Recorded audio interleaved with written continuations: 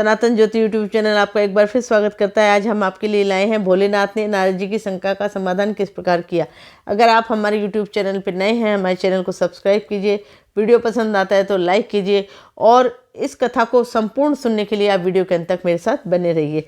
चलिए हम वीडियो शुरू करते हैं, कहानी शुरू करते हैं। एक दिन नारद मुनि आकाश मार्ग से नारायण नारायण श्रीमन नारायण नारायण नारायण का जाप करते हुए जा रहे थे। तभी उनके मस्तिष्क में एक अजीब सा प्रश्न आया और वे सीधे ब्रह्मलोक पहुंच गए। ब्रह्मलोक पहुंचकर उन्होंने अपने पूज्य पिता ब्रह्मा जी को दंडवत प्रणाम किया। नारद को सामने देखकर ब्रह्मा जी बोले, कहो पुत्र, आज कैसे आना हुआ? तुम्हारे मुख के भाव कुछ कह रहे हैं। कोई विशेष प्रयोजन अथवा कोई विशेष समस्या? नारद जी ने मुस्कुराते हुए कहा, पिताश्री, ऐसा कोई विशेष प्रयोजन तो नहीं है, परंतु मन में एक प्रश्न खटक रहा है। वही पूछने के लिए, उसका उत्तर जानने के लिए मैं आपके समक्ष उपस्थित हुआ हूँ। ब्रह्मा जी ने कहा, तो फिर विलंब कैसा? मन की शंकाओं का समाधान शीघ्रता से कर लेना ठीक रहता है, इसलिए निसंकोच अपना प्रश्न पूछो। नारद जी बोले, पिताश्री, आप सारी सृष्टि के परमपिता हैं। देवता और दानव आप ही की संतान है। भक्ति और ज्ञान में देवता श्रेष्ठ है तो शक्ति तथा तपाश्चरण में दानव श्रेष्ठ है, परंतु प्रश्न इसी से उलझा हुआ है, इन दोनों में कौन अधिक श्रेष्ठ है? आपने देवों को स्वर्ग और देवताओं को पाताल लोक में जगह दी है, ऐसा क्यों है? इसका क्या कारण है? इन्हीं प्रश्नों का उत्तर जानने के लिए वे आपकी शरण में आए हो। नारद जी ने ब्रह्मा जी को अपना प्रश्न बताते हुए ऊपर का सारा वृत्तांत कह सुनाया। नारद जी का प्रश्न सुन ब्रह्मदेव बोले, नारद, इस प्रश्न का उत्तर देना तो कठिन है। इसका उत्तर मैं नहीं दे पाऊंगा, क्योंकि देव और दानव दोनों ही मेरे पुत्र हैं, एवं मैं अपने ही दोनों पुत्रों की तुलना अपने मुख से करूं, यह उचित नहीं होगा। फिर भी तुम्हारे प्रश्न का उत्तर ढूंढने में भगवान शिव, भगवान भोलेनाथ तुम्हारी अवश्य मदद कर सकते हैं।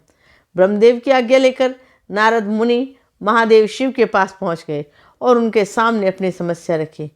महादेव शिव नारद मुनि को देख के मुस्कुराए, उन्हें आदेश दिया कि तुम देव और दानवों को एक भोज का आयोजन करो तथा इस भोज के लिए उन्हें निमंत्रण भेजो। महादेव शिव के आदेशानुसार नारद मुनि ने वैसा ही किया तथा अगले दिन नारद मुनि के साथ महादेव शिव भी देवताओं और दानवों का अतिथि सत्कार करने उनके आश्रम में पधारे। दानव नारद मुनि के आश्रम में भोजन का आनंद लेने के लिए समय से कुछ पूर्व ही पहुंच गए और उन्होंने पहले पहुंचने के कारण कहा कि भोजन की शुरुआत हमसे ही कीजिए। भगवान शिव ने कहा, ठीक है, पहले आपको भोजन कराते हैं। भोजन की थालियां परोसी गई। दाना भोजन के लिए बैठे। वे भोजन शुरू करने वाले थे कि भगवान शिव अपने हाथों में कुछ लकड़ियां लेकर उनके समक्ष उपस्थित हुए और उन्होंने कहा, आज के भोजन की एक छोटी सी शर्त है।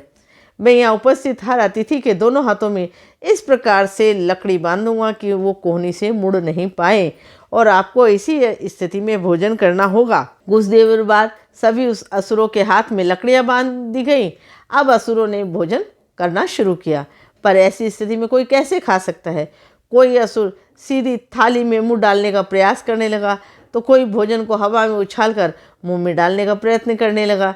दानवों की ऐसी स्थिति देखकर नारद भी अपनी हंसी नहीं रोक पाए। सारे प्रयास विफल होते देख दानव बिना कुछ खाए वहां से चले गए और क्रोधित होते हुए बोले, हमारी यह दशा ही करनी थी तो मैं भोजन पे क्यों बुलाया?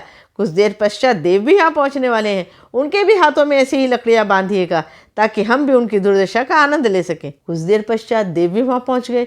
अब देव भोजन के लिए बैठे।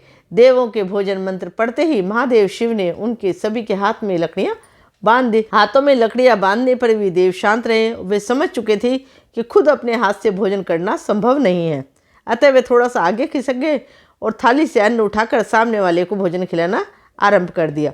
बड़े ही स्नेह से वे एक दूसरे को भोजन खिला रहे थे, भोजन का आनंद ले रहे थे। उन्होंने भोजन का भरपूर स्वाद लिया, साथ ही दूसरों के प्रति अपना स्नेह और सम्मान भी जाहिर किया। राक्षसों ने सोचा कि ये कल्पना हमें क्यों नहीं सोची। इसी विचार के साथ जो दानव थे वो बहुत दुखी होने लगे। नारद जी ये देखकर मुस्कुरा उठे।